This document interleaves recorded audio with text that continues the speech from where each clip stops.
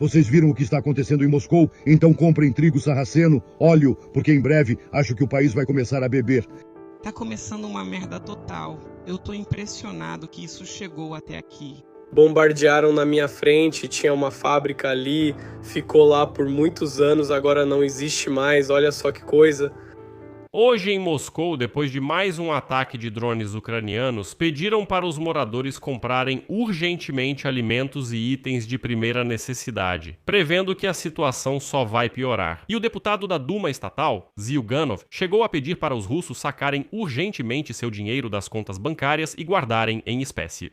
Nesta noite, Moscou sofreu seu quarto ataque massivo de drones em uma semana. Depois, confirmou-se que os drones atingiram o Centro de Comunicações Espaciais em Dubna, região de Moscou. Não posso supor que esse ataque específico esteja relacionado às tentativas dos russos de lançar seu próprio análogo do Starlink. E foi o próprio Vladimir Putin quem deixou escapar exatamente onde os drones ucranianos deveriam atacar. Mas o ataque das Forças Armadas da Ucrânia à fábrica militar de Voronezh, uma das principais empresas russas de produção de dispositivos semicondutores, foi muito mais impactante. Integração em microchips e módulos de potência que são amplamente utilizados, inclusive nos mísseis Iskander e Kalibr. Além disso, o impacto foi tão forte que praticamente derrubou o enorme edifício principal dessa fábrica. Foram observados pelo menos 4 impactos diretos de mísseis nesse prédio. Aliás, nesse contexto, vale mencionar o material de ontem do Financial Times, que já apontava que a Rússia atingiu o limite de sua capacidade de produzir qualquer tipo de armamento. Portanto, a destruição das fábricas militares russas inevitavelmente levará ao aumento da mobilização na Rússia. Enquanto isso, o ditador bielorrusso Lukashenko, observando os ataques a Moscou, acabou dando ouvidos aos alertas de Volodymyr Zelensky e começou a bloquear na Bielorrússia a comunicação móvel russa, que ajudava os ocupantes a direcionar drones e mísseis contra as cidades ucranianas. Paralelamente, surgiram novos detalhes sobre o ataque das Forças Armadas da Ucrânia à Crimeia. A península ficou à beira de um colapso total e já é possível afirmar com segurança que a Crimeia está isolada. Gasolina não está mais sendo vendida aos moradores. E as chamadas autoridades da Crimeia anunciaram hoje a suspensão total do recebimento e acomodação de crianças em todos os acampamentos de verão na península até o final deste verão. E as crianças que chegaram hoje ao Artek, na Crimeia, simplesmente não foram autorizadas a entrar no acampamento, e os pais foram orientados a entreter seus filhos russos por conta própria. Meu nome é Alexei Pet. Vamos agora discutir tudo de forma abrangente, organizar as informações e analisar todas essas notícias uma por uma. Mas antes de começarmos, peço que você se inscreva no canal, deixe um like neste vídeo e escreva qualquer comentário abaixo. Agora vamos falar tudo em ordem. E vamos começar com o ataque espetacular da Ucrânia à fábrica de defesa em Voronezh. Hoje à tarde, 22 de junho, uma série de explosões ocorreu em Voronezh, na Rússia, deixando os moradores locais inicialmente um pouco chocados, até que viram as consequências. Depois disso, o choque foi muito maior. O alvo foi uma fábrica militar que fabrica componentes para mísseis usados em ataques à Ucrânia. Está começando uma verdadeira bagunça, uma situação totalmente fora de controle. Eu não faço a menor ideia do que passou voando por aqui. Fui mais longe e percebi que não era só esse lugar pegando fogo, tudo está indo pro inferno.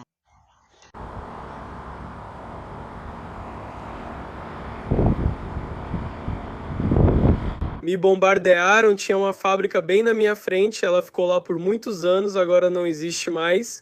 Que coisa, porra, vocês sabem quantas vezes atiraram lá? Acho que foram muitas, teve várias explosões, enfim, a fábrica não existe mais, acabou. Enfim. Aqui mesmo.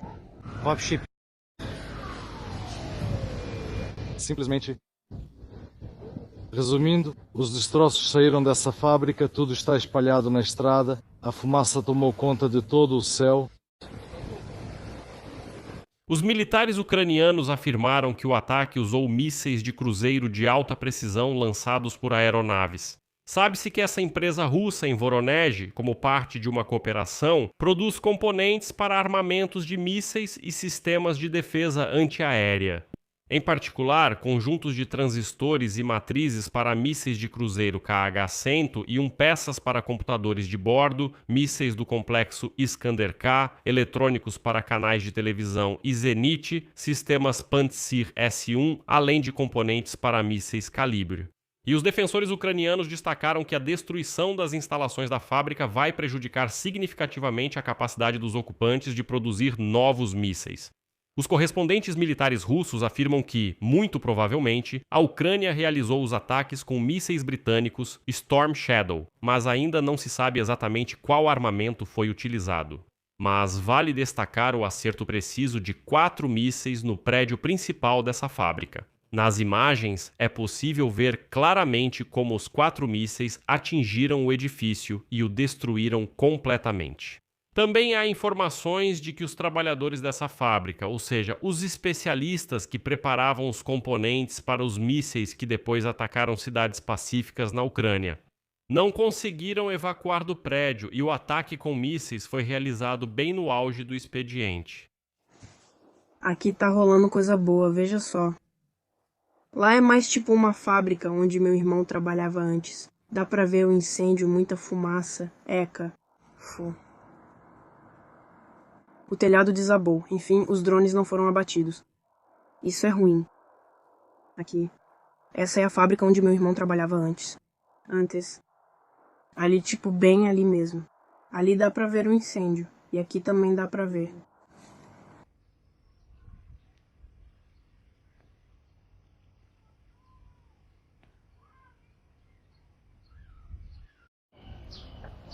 Isso. E onde estamos? Não. Aqui dá pra ver. Opa. Mais. Ó, tipo, até só... O lance é que, porra, arrancou o telhado, porra. Eu tenho vários andares.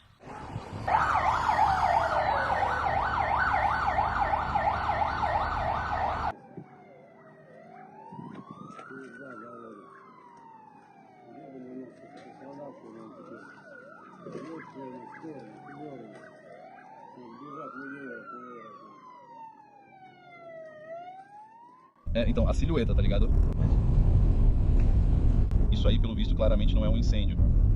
E é nesse contexto de ataques ao complexo militar industrial da Rússia. O Financial Times escreve que o Kremlin terá que anunciar uma mobilização em massa para continuar a guerra contra a Ucrânia, já que o complexo militar industrial russo já está operando no limite de suas capacidades e não é mais capaz de aumentar a produção de armamentos. Segundo fontes, a produção militar da Federação Russa está estagnada, com exceção dos sistemas de drones e dos meios de ataque de longo alcance, para os quais estão sendo direcionados os principais recursos. Na prática, a Rússia atingiu seu limite e já está produzindo o máximo de armas possível. Quero deixar claro que isso não quer dizer que a Rússia tenha poucas armas ou que seus mísseis acabarão em breve. Mas isso significa que não há mais potencial para crescimento. E cada novo ataque às fábricas militares na Rússia apenas faz o complexo militar industrial da Federação Russa retroceder. Por isso, os especialistas veem o aumento do nível de mobilização como a única saída para o Kremlin. O exército russo está em uma posição de quem está correndo atrás ou está se esforçando ao máximo para encontrar respostas tardias para as soluções inovadoras das forças armadas da Ucrânia ou simplesmente não as encontra. Apesar disso, o presidente da Rússia, Vladimir Putin, continua confiante de que a Rússia é capaz de alcançar seus objetivos e que a vitória sobre a Ucrânia é apenas uma questão de tempo. Mas como faltam armas, ele está disposto a mandar gente para a guerra. Atualmente, drones das Forças Armadas da Ucrânia atacam a logística, aeródromos, comboios militares e refinarias de petróleo, reduzindo gradualmente a vantagem de recursos do exército de Putin. E o problema da Rússia é que a tática atual não oferece instrumentos para grandes sucessos e não conseguem encontrar novos instrumentos. Vale ressaltar que, desde dezembro de 2025, o ritmo de reposição do exército da Federação Russa permanece abaixo das perdas na linha de frente. Além disso, o déficit orçamentário da Federação Russa está aumentando, já que eles atraem militares contratados com bônus generosos e, por isso, em breve, Putin não terá outra escolha a não ser intensificar a mobilização. E o vídeo de Penza, onde estão levando os homens à força para a mobilização, são apenas os primeiros sinais de alerta. E por que vocês os levam, os pegam? Com que base tiraram eles do ônibus e os levaram? Estão levando eles? Quem vai dizer? Com que base você esqueceu?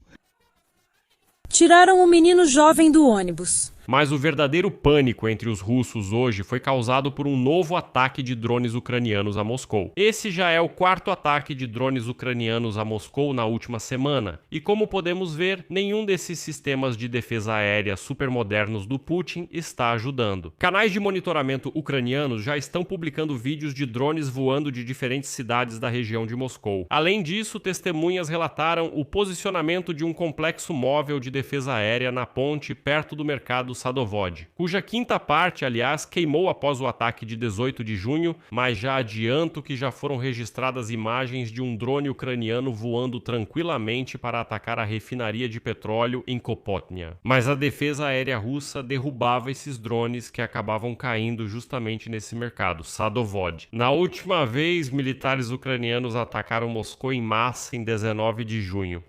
76 drones e não houve feridos nem destruição. E na quinta-feira, 18 de junho, aconteceu o maior ataque a Moscou desde o início da guerra, durante o qual, de acordo com dados oficiais, 194 drones foram abatidos pelos russos. Naquela ocasião, o principal alvo foi a refinaria de petróleo de Moscou em Kopotnia. Lá começou um grande incêndio. Colunas de fumaça preta se ergueram sobre a capital, e na região de Moscou ocorreu a chamada chuva de óleo. Moradores de Железнодорожny também reclamaram do cheiro de queimado e das manchas oleosas nos carros e peitoris das janelas. Nos aeroportos do centro aéreo de Moscou, 527 voos foram atrasados ou cancelados na época, segundo dados oficiais. Nesse contexto, os correspondentes militares russos começaram a pedir aos russos que comprassem tudo o que fosse necessário, itens de primeira necessidade, alimentos e assim por diante, como fósforos e sal, porque, segundo eles, tempos difíceis aguardam os russos pela frente. O país já está uma merda, falta de tudo.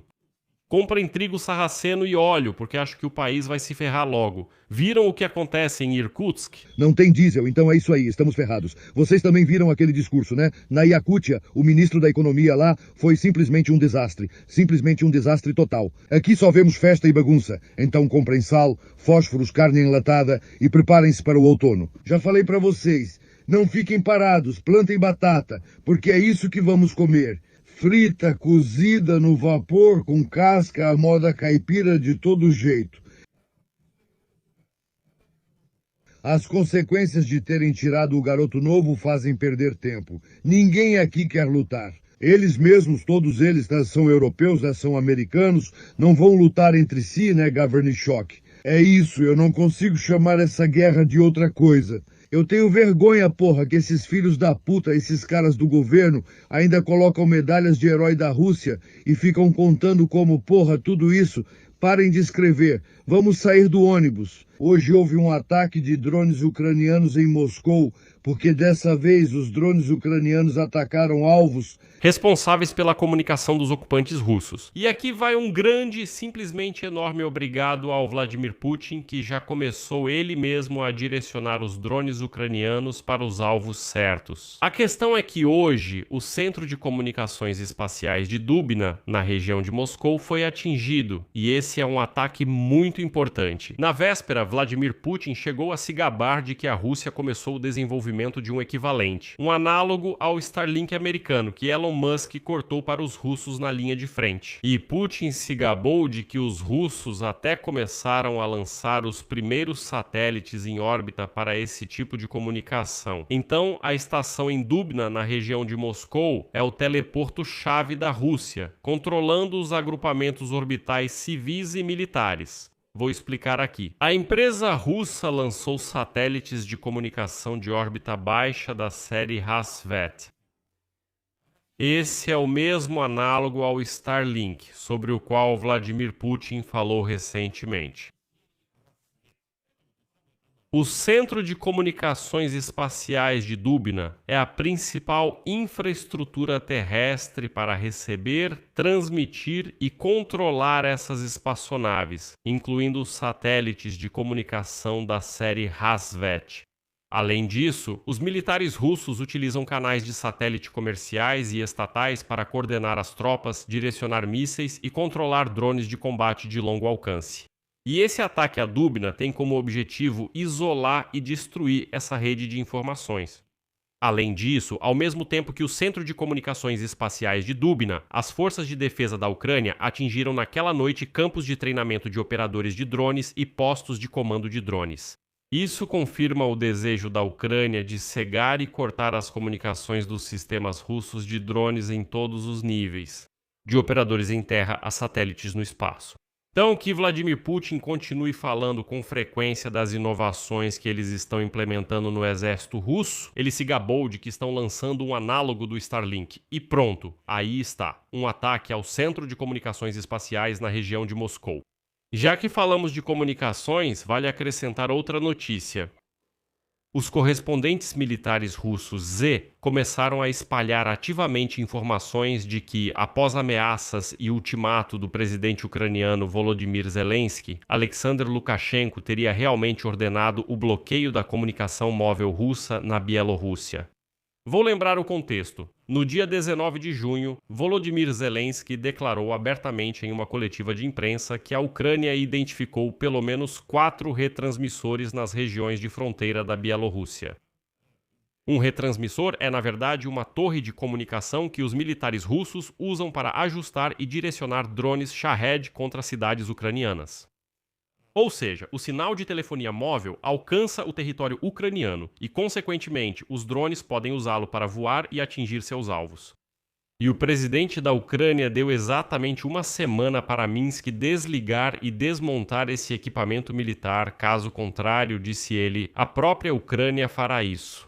Correspondentes militares russos Z dizem que Lukashenko teme ataques das forças armadas da Ucrânia, especialmente diante do que ocorre na Rússia, e rapidamente deu a ordem para bloquear essas torres ou desligar a operadora russa que opera nelas. Agora a MTS está sendo mencionada, mas até o momento, sendo honesto, não encontrei nenhuma confirmação técnica, nenhum problema com a telefonia móvel, especificamente com a telefonia móvel russa na Bielorrússia. Ou seja, na verdade, por enquanto não há sinais disso. Ainda não é certo que Lukashenko tomou essa medida, mas o pânico dos correspondentes militares russos ZET já diz muito. Por outro lado, em Minsk claramente ficaram assustados. E o secretário de imprensa do Kremlin, Dmitry Peskov, declarou que Vladimir Putin discutirá em breve com Lukashenko as exigências apresentadas pela Ucrânia, retirar em uma semana os retransmissores que orientam os ataques de drones russos às cidades ucranianas. E Peskov acrescentou que no Kremlin consideram que essa ameaça é absolutamente agressiva. Isso é uma interferência nos assuntos internos de outro país e uma violação da soberania de outro país. Bem, e depois vem uma citação sintomática de Peskov, que na verdade explica o desespero do próprio Kremlin. Citação: mas não temos dúvidas de que a liderança da Bielorrússia e a própria Bielorrússia são capazes de garantir sua soberania por si mesmas. Bem, em outras palavras, a gente mal consegue se defender desses drones e mísseis ucranianos, quanto mais pensar agora na Bielorrússia e protegê-la de alguma forma. Bem, enquanto isso, na Crimeia está um completo, desastre. Basicamente, a península já está isolada, especialmente depois da paralisação de ontem da balsa de Kerch. E aí chegam notícias que, sinceramente, são impressionantes, chocantes. Não sei nem que outra palavra usar para descrever o que está acontecendo na Crimeia. O Instituto para o Estudo da Guerra escreve que a Ucrânia está conduzindo uma campanha sistemática contra os ocupantes na Crimeia, e cada novo ataque ao Estreito de Kerch aproxima a península de um colapso logístico. Ontem, as forças ucranianas atacaram o porto de Kavkaz, na restinga de Chushka, na região de Krasnodar, na Federação Russa. Isso fica logo ao norte da ponte da Crimeia. Lá, um parque de tanques e a área de uma base de combustíveis pegaram fogo. E é justamente essa base de combustíveis que garante o fornecimento de combustível para a Crimeia ocupada e o que é importante para os ocupantes no sul da Ucrânia. Ou seja, é dessa base de combustíveis que eles se abastecem. Ou seja, os caminhões-tanque, digamos assim, parte deles vai para a Crimeia para fornecer gasolina para os civis, e outra parte passa pela Crimeia e segue para o sul da Ucrânia, para as regiões de Zaporizhzhia e Kherson. Lá, eles abastecem os ocupantes russos. E nas imagens de satélite dá para ver incêndios no porto de Kavkaz, e ao nordeste do porto dá para ver pelo menos 3 balsas pegando fogo. Também foi atingida a base de combustíveis TES Terminal 1 em Kerch, ocupada. A Rússia usa esse local para a transferência de óleo combustível, gás liquefeito e combustível através do Estreito de Kerch. Em resumo, a logística foi destruída dos dois lados. O terminal está localizado a menos de 1 quilômetro da ponte de Kerch e é usado para abastecer as balsas russas entre a Crimeia e o porto de Kavkaz. No final, como todos vocês já sabem, o chefe da administração de ocupação da Crimeia, Sergei Aksenov, declarou que, a partir de agora, a gasolina simplesmente não é vendida na Crimeia. Você consegue imaginar uma situação em que nenhum posto de gasolina na sua cidade pode lhe vender gasolina? Simplesmente não tem. Você tenta, anda com um galão, procura, mas não encontra. E todos dizem para você, você não vai conseguir comprar gasolina em lugar nenhum. Que gasolina? Do que você está falando? Pois é, essa é a realidade hoje na Crimeia. Embora, literalmente, 1 ou 2 semanas atrás, Putin garantia, escutem, esses ataques às refinarias de petróleo são pura bobagem. São coisas tão pequenas que não vale a pena dar atenção. No final das contas, os russos, essas criaturas sujas e selvagens, estão sendo aconselhados a não ir para a Crimeia. O chamado governador da Crimeia, Sergei Aksenov, anunciou a suspensão da recepção e acomodação de crianças em todos os acampamentos de verão na península de 22 de junho a 1º de setembro. Resumindo, neste verão, nenhuma criança russa vai descansar na Crimeia. Em seguida, uma citação de Aksenov. Peço que compreendam as restrições estabelecidas. Na situação atual, essas medidas são necessárias para garantir a segurança pública. Desculpem, vou fazer uma piada. Russos na Crimeia são perigosos, então, para a segurança pública, todos deveriam ser enviados de volta para a Rússia. A proibição se aplica tanto às organizações estatais de lazer e promoção da saúde das crianças, quanto a outros meios de hospedagem onde estavam planejados eventos para crianças. E hoje mesmo, no chamado Ministério da Educação da Rússia, foi anunciado que do Centro Infantil Artek, na Crimeia, está sendo organizada a retirada planejada das crianças de volta para casa, para a Rússia. Ao mesmo tempo, a próxima turma do acampamento Velas Escarlates foi cancelada. O Artek também hoje recusou-se a receber as crianças que já haviam chegado para o turno. Elas foram barradas nos portões e mandadas para casa. E, segundo testemunhas, as crianças que chegaram hoje ao Artek simplesmente não foram autorizadas a entrar no território do acampamento. Os ônibus com as crianças foram mandados de volta para Kerch sem explicação. Uma das mães de uma criança russa que veio para a Crimeia ocupada declarou, cito, hoje deveria ter sido a chegada da nova turma. Sem explicação, Artek se recusou a receber nossos filhos. As crianças foram obrigadas a passar a noite em Kerch em algum colégio. No fundo está certo, por que viemos para a Crimeia ocupada? Tenho uma pergunta simples para essa mãe.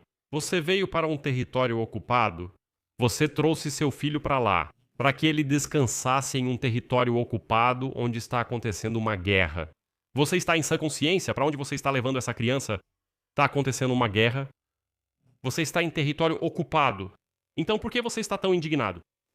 Circulam nas redes sociais mensagens sobre o cancelamento de todas as viagens para outros acampamentos infantis da península. Uma mãe russa de uma das crianças que deveria ir para o acampamento Arctic Vest disse aos propagandistas russos que recebeu uma ligação dos representantes. Os representantes do sistema educacional disseram a ela que este ano seu filho não vai descansar na Crimeia ocupada pelos russos e que deve voltar para casa, para a Rússia. Paralelamente, as autoridades de Sevastopol anunciaram hoje a introdução de um toque de recolher e restrições em grande escala, que afetarão o transporte, o comércio, o funcionamento de estabelecimentos de alimentação e a infraestrutura da cidade. Além da suspensão da venda de gasolina, a iluminação das ruas está sendo desligada e cortes de energia em rodízio implementados. Além disso, shoppings, supermercados e hipermercados só poderão funcionar das 7 da manhã às 8 da noite, ou seja, enquanto houver luz do sol. O mesmo horário foi estabelecido para o funcionamento de cafés, restaurantes e outros estabelecimentos de alimentação.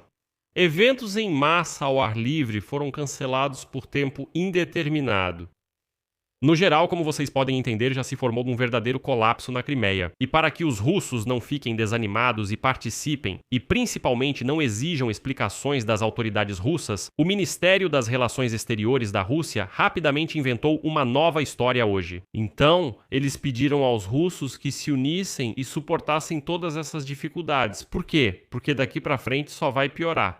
Por quê? E agora uma citação do vice-chefe do Ministério das Relações Exteriores da Rússia, Alexandr Grushko, porque a OTAN e a União Europeia estão se preparando para um confronto militar com a Rússia na virada de 2030 para 2031, e os preparativos deles cada vez mais lembram o Plano Barbarossa, a estratégia da Alemanha nazista para atacar a URSS.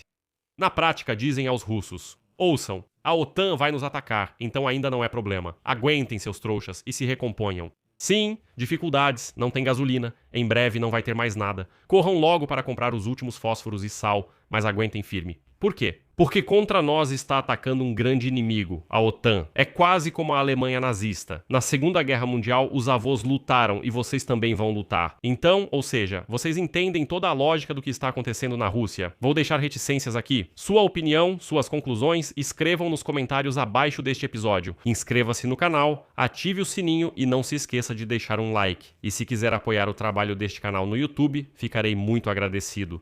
Você pode fazer isso com qualquer doação pelos links e dados na descrição deste vídeo ou talvez pelo código QR na sua tela. É isso. Cuidem-se. Tchau a todos.